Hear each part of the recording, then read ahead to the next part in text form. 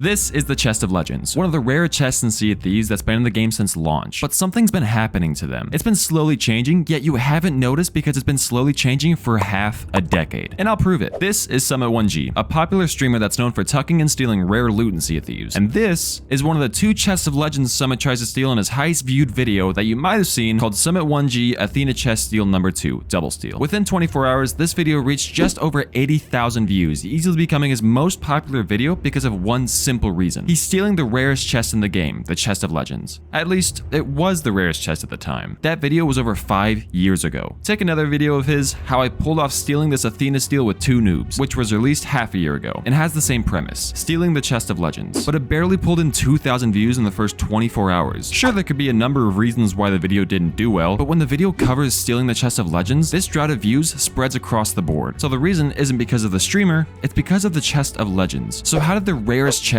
go from the most wanted chest in the game to being almost completely left behind in Sea of Thieves' success? See, the reason the Chest of Legends was the most coveted item was because in the early years of Sea of Thieves, it was the only piece of loot that would increase your Athena's Fortune company level. But the problem was the chest wasn't available to everyone. The chest was only rewarded in a Pirate Legend exclusive voyage, and it wasn't a fast or easy one. You were given 2 skeleton voyages, 2 cargo runs, 2 riddles, and 2 buried treasure voyages to complete, and then once you did, you got a final map revealing the location of your Chest of Legends. So what does a pirate do when they can't get a chest themselves? They steal the chest. But you can't just immediately roll up and sink the boat doing the voyage if they only get the chest at the end. This was a much more delicate operation. This is where the tuck strategy was created, and it took the game by storm. Some content creators like Summit1G etched their name in the game's community because of the Chest of Legends steals. Mason, Pace22, and Noobface to name a few extra, though I'm not saying that's the only reason they became known. All of this to say, the Chest of Legends was a very high-priced, exclusive piece of endgame loot that was only one of its kind, and everyone wanted one. But after a year and a half, Sea of Thieves introduced the Fort of the Damned, which as we all know rewards the Chest of Legends and other things upon completion. This was significant, since this meant that you no longer had to be a pirate legend to acquire the Chest of Legends. You simply had to have some colored flames and a ritual skull to sacrifice. Sure, this was a surprise, but now there are more Chest of Legends to steal, so wasn't this a big win? Then, half a year later, after the Fort of the Damned was introduced, the Athena's run of Thieves Haven was added. This was another significant voyage to the Chest of Legends downfall because it introduced extra Athena's Fortune loot into the game, such as crates and trinkets, no longer making the Chest of Legends the only piece of loot to progress your Athena's Fortune level, further diminishing the value of the Chest of Legends. A year after the Thieves Haven run, the Fort of Fortune event was introduced, which was an emergent world event that anyone could do, which also rewarded a Chest of Legends, followed by the Legend of the Veil another year later. Smaller voyages that had a chance to reward the Chest of Legends, such as the legendary voyage for Cursed Treasure, were sprinkled around this time as well. So why does this all matter? Because within 4 years, it went from 1 Chest of Legends voyage to now at least 5 Chest of Legends voyages that were now circulating within the game. And the more that there is of something, the less value that thing holds. More Chests of Legends floating around in the Sea of Thieves means more steals, but with multiple Chests of Legends now out there easily attainable, is it really that impressive and imperative to steal? Not to mention the extra Athena loot that you can turn in for Athena reputation, even further diminishing the value of the Chest of Legends. And the nail in the coffin, you don't have to be Pirate Legend anymore to get your hands on one. But at least it's still technically the rarest piece of loot, right? Well,